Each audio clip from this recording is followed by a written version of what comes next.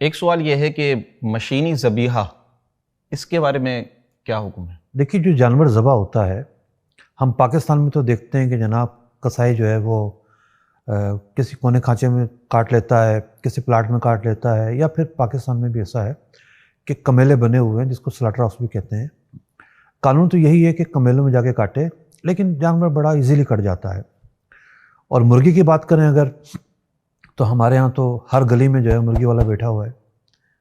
مراد یہ کہ ہر محلے میں، ہر بازار میں لائیو مرغی موجود ہے، وہ اٹھائے گا، کاٹے گا اور گوشت دے دے گا۔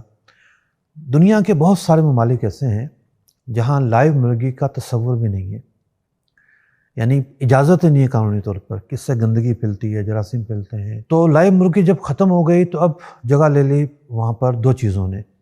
بہت ساری کمپنیاں ایسی ہوتی ہیں جو لوکلی اس شہر کے قریب ہی ہوتی ہیں، وہ تازہ گوشت فراہم کرتی ہیں، اپنے سلاٹر ہاؤس میں کاٹتی ہیں اور اس شہر میں فراہم کر دیا۔ یہ تو ایک لائیو کی طرح ہی ہو گیا۔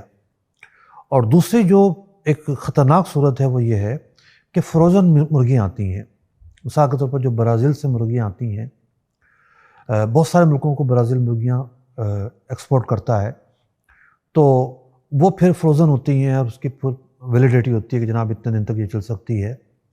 اب ان فروزن مرغیاں ہوں یا اس لائیو کی طرح مرغیاں ہوں، ان میں ایشو کیا ہے؟ اگر تو ہاتھ سے ذبح ہوتی ہیں تو وہ حلال ہے۔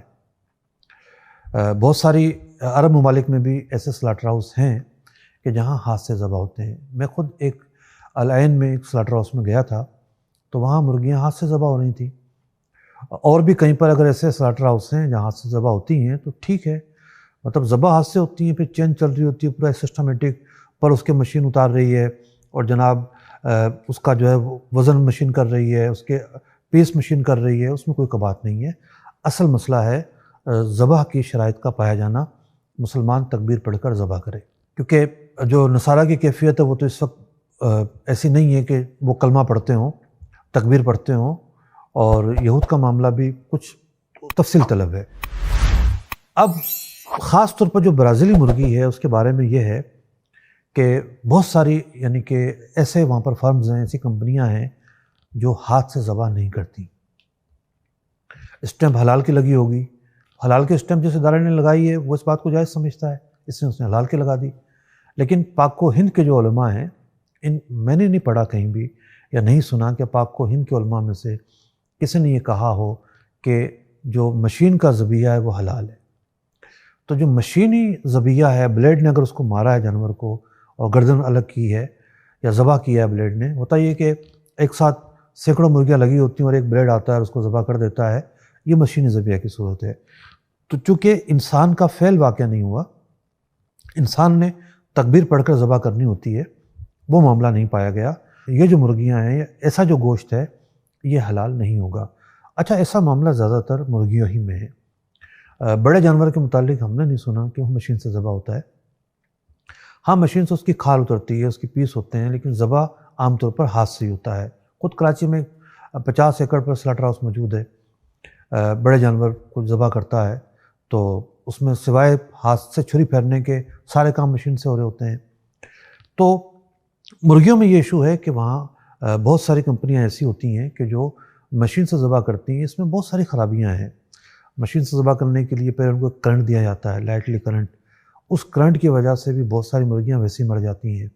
پھر مشین سے ذبح کرنا خود ایک ایسا فعل جس سے جانور حلال نہیں ہو رہا، تو یوں مشینی ذبیحہ جو ہے وہ حلال نہیں ہے۔ اگر کسی اسلامی ملک میں بھی ملتا ہے تو بھی جو ہے ہم اس کو حلال نہیں کہہ سکتے کہ جناب اسلامی ملک میں ملنا ہی دلیل ہے کوئی، ایسا نہیں ہے۔ کمپنیاں خود کہہ رہی ہوتی ہیں کہ جناب یہ مشینی ذبیحہ ہے، اور اب تو میں نے دیکھا ہے بعض عرب ممالک کے اندر وہاں پر قانونی طور پر پابند کیا گیا ہے کہ آپ لکھیں گے کہ یہ گوشت کہاں سے آیا ہے، کس ملک کا گوشت ہے، کیونکہ جو خریدار ہے اس کی رغبت ہوتی ہے، وہ نہیں خریدنا چاہتا، وہ برازیلی سے بھاگنا چاہتا ہے۔ بڑا مشہور ایک پروڈکٹ ہے وہاں پہ، بڑے لوگ برگر شرگر کھاتے ہیں جا کے، تو اس کے بارے میں پوچھیں ذرا ان سے کہ جناب آپ کی جو یہ مرغی ہے کہاں سے آتی ہے، تو وہ بتائیں گے کہاں سے آتی ہے، خود بتاتے ہیں۔ تو باقاعدہ لکھا ہوتا ہے کہ یہ فلاں ملک کی مرغی ہے، یا بکرا صومالیہ کا ہے، یا فلاں ملک کا ہے، یا فلاں ملک کا ہے۔ تو بہت سارے جگہوں پر لوگوں نے آویزہ کیا ہوتا ہے اور وہاں ایک قانونی طور پر ہی پابند کیا گیا ہے۔ تو یوں تحقیق کرنا ضروری ہے۔ گوشت کا معاملہ دیگر چیزوں سے مختلف ہے. جو عام چیزیں ہیں اس میں ہم پر تحقیق واجب نہیں ہے.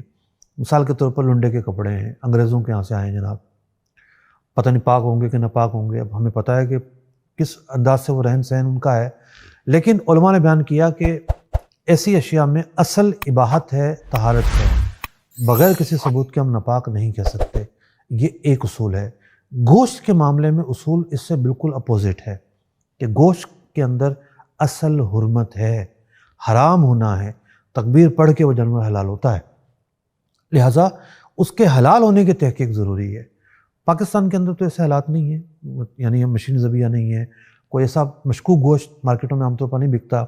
لیکن بہت سارے مسلم ممالک ایسے ہیں کہ جہاں پر ملا جلا رجحان ہے. اور مجھے امریکہ سے ایک صاحب نے کسی کمپنی کی ای میل فارورڈ کی جو اس نے اس کمپنی کو بھیجی تھی کہ بھئی آپ جو ہے آپ مرغیاں سپلائی کرتے ہیں. ایک پوری چین تھی، وہ اس چین کا پاکستان میں ایک اور برانڈ کا کام ہے، گوشت کا کام تو نہیں ہے. تو کہنے لگا کہ جی آپ کیا کرتے ہیں؟ تو انہوں نے کہا کہ جی ہم تو مشین سے ذبح کرتے ہیں، ہاتھ سے ذبح نہیں ہوتا ہمارے یہاں. لیکن پھر بھی وہ اس کو حلال کہہ کر بیچ رہے ہوتے ہیں. تو چونکہ عوام الناس جو اس کو مسئلہ نہیں پتہ ہوتا، تو اسی لیے اس سوال کا جواب تفصیل کے ساتھ ہم نے بیان کیا ہے تاکہ اس معاملے میں آپ احتیاط کریں. اور کسی ایسے ملک میں جاتے ہیں جہاں بچنا مشکل ہے تو ویج پر گزارا کریں اور مرغیوں